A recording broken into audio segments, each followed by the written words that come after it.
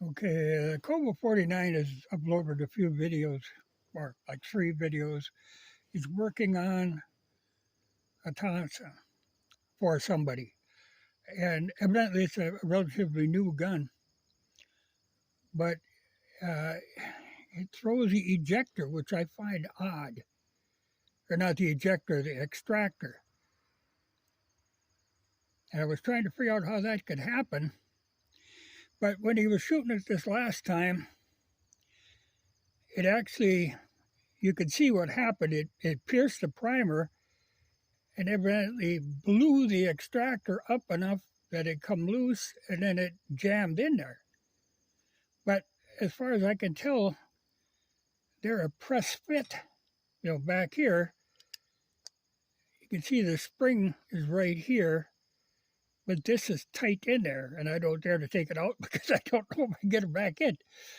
But I wonder if this thing, the one he's working on, if from the factory, that wasn't a tight enough fit in there.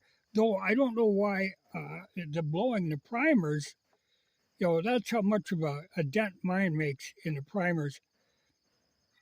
And I got a chicken helping me.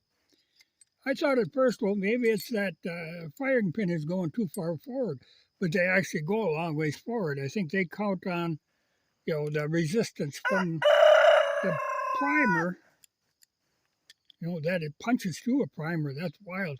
But evidently, it punched through the primer and blew the extractor up, and there is no real support for the bolt, except that little bit right there.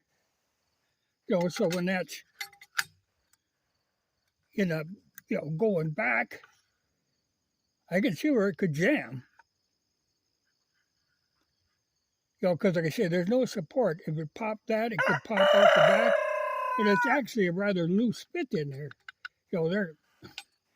The machining on these things, they look good, but, you can see that bolt is actually rather crudely machined. Oh, and I was going to say, to take the firing pin out, they're just got guides in there. You tap that little pin back, and then you can lift it right out. Because that floats in air, then there's this weight, and then there's the spring. I thought, well, if it's piercing primers, it could be that firing pin has a really sharp end on it, and they shouldn't, or his spring is outrageously strong.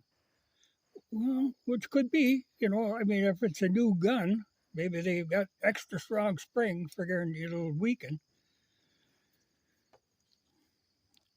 But that is a puzzler, because like I say, that's pressed in there very tightly right there. And you can see when the extractor goes up, it goes up. Right here is where it's flexing. So that it could pop the whole thing out. That seems wild. But I think, if a guy gets, he was talking different extractor, and I think that would do it. And if it doesn't fit tight, I'd peen a little bit right here and here. No, I see, mine has worked. I've run a lot of rounds through it, and it's worked flawlessly. So it surprises me. But like I say, they're kind of loose, things are made to flop around a little bit. Like even that firing pin, it just lays in there, moves back and forth. They're actually a pretty simple, well, actually I think a full auto would be simpler, but these semi-autos, they had to do a lot of monkey work down in the lower of the receiver to make it so it wouldn't keep firing. That's a puzzler, though. I don't know. I should think you should be able to get that extractor. Because I think that and ejectors, I think, used to come in a spare parts kit, for the military ones. Because they are the parts that wear out. Or you can break a firing pin. I've heard of that, too. Break the end. But if it's a really sharp, because, man, it punched right through each shot like 7/8 shots, and then it punched right through a primer. And I can see it punched through a primer. The pressure is going to go around the firing pin, but also around the base of the cartridge. You could easily, but boy, that should be in there fairly snug. Yeah, it ain't like they just fall out of there. Well, interesting. I'll have to see how he works out on that. They're nice guns. They're accurate. They're fun to play around with.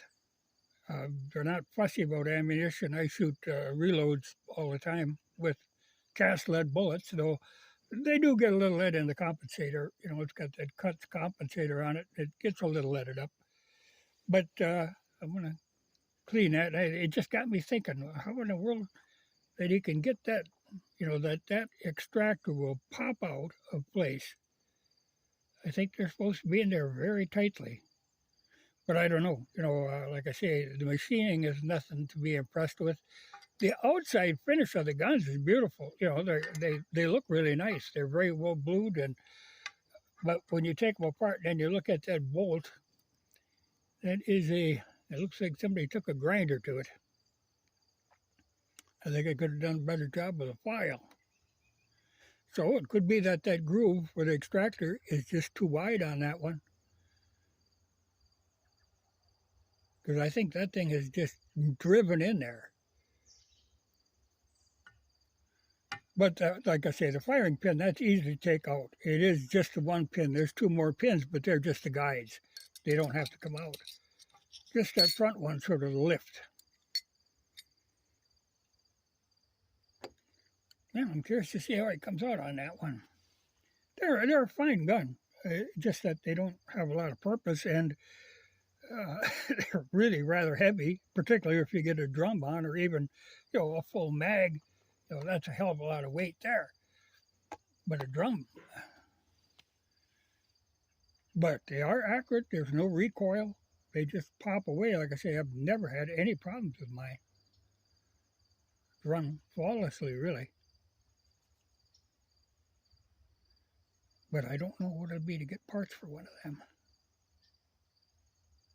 Though I think they're still selling new ones that are probably the same design. Or at least a couple of years ago, I know they were selling like a pistol version, short barrel, because you can't get the short barreled rifle. You can get the short barreled pistol. But I think the internals are all the same, so I would think they'd still be making them. And I would think Gun Parts Corp. Those are, like I say, a regular wear item, so you would think they would certainly have them. Other things, you would think extractor, ejector, and firing pin. Those parts should be available.